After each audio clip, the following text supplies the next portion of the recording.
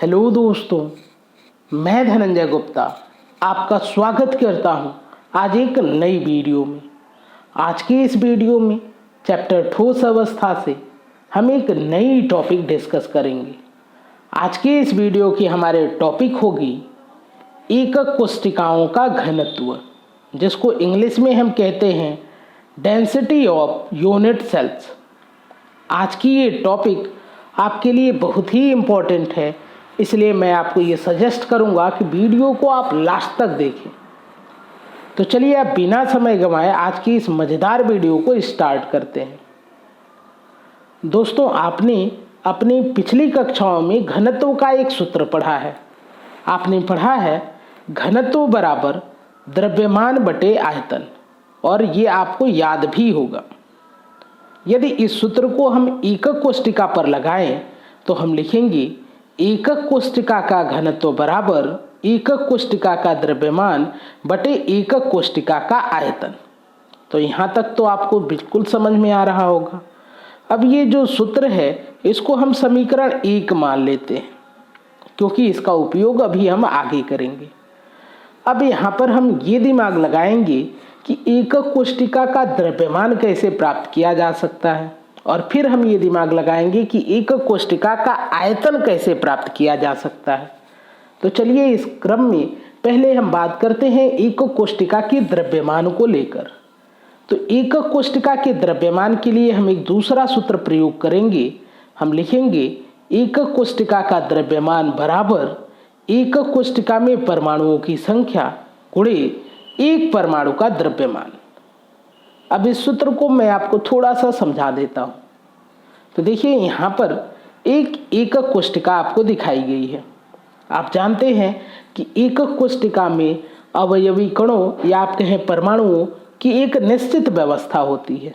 तो यहाँ पे ये जो सर्किल आपको दिखाए गए हैं, जो गोले दिखाए गए हैं, ये हैं अवयवी परमाणु। एकक कोशिका का द्रव्यमान किसकी वजह से है? तो द्रव्यमान इसमें है इनमें उपस्थित, इस एकक कोशिका में उपस्थित अवयवी परमाणुओं की वजह से।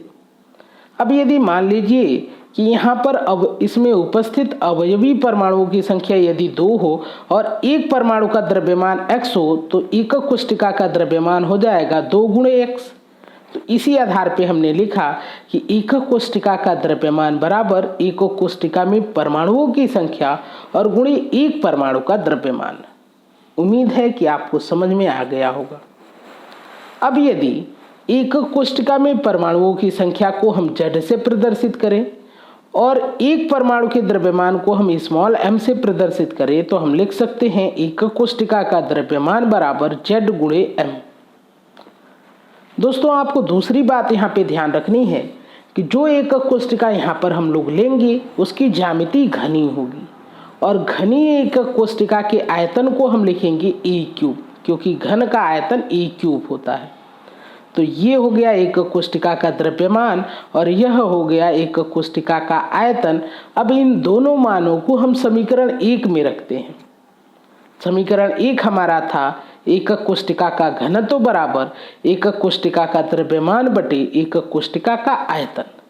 अब यहाँ पे यदि हम द्रव्यमान और आयतन वाले मानों को रख देंगे तो हमको मिलेगा एकक कोशिका का घनत्व बराबर z गुणे m बटे a³। अब इसको हम समीकरण 2 मान लेते हैं, क्योंकि थोड़ा आगे और भी हम इसको चेंज करेंगे। कई बार न्यूमेरिकल क्वेश्चंस में ऐसा होता है कि एक परमाणु का द्रव्यमान नहीं दिया होता है, बल्कि परमाणु का मोलर द्रव्यमान दिया गया होता है। तो चलिए आगे बात करते हैं। यदि परमाणुओं का मोलर द्रव्यमान कैपिटल M हो, तो आप जानते हैं मोलर द्रव्यमान मीन्स एक मोल परमाणु का द्रव्यमान। तो हम लिख सकते हैं कि यहाँ पर कहा गया है एक मोल परमाणुओं का द्रव्यमान बराबर कैपिटल M है। तो एक परमाणु का द्रव्यमान हमको कैसे मिलेगा? तो एक परमाणु के द्रव्यमान के लिए हम लिखेंगे एक परमाणु का द्रव्यमान बराबर एक मोल परमाणुओं का द्रव्यमान बटे एक मोल में परमाणुओं की संख्या। ठीक है,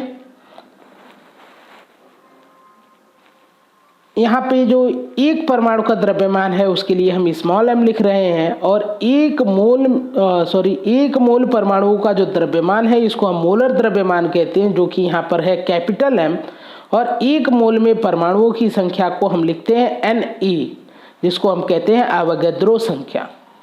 यहाँ पर Na क्या है? अवोगाद्रो संख्या, जिसका मान होता है 6.022 गुणे 10⁻23।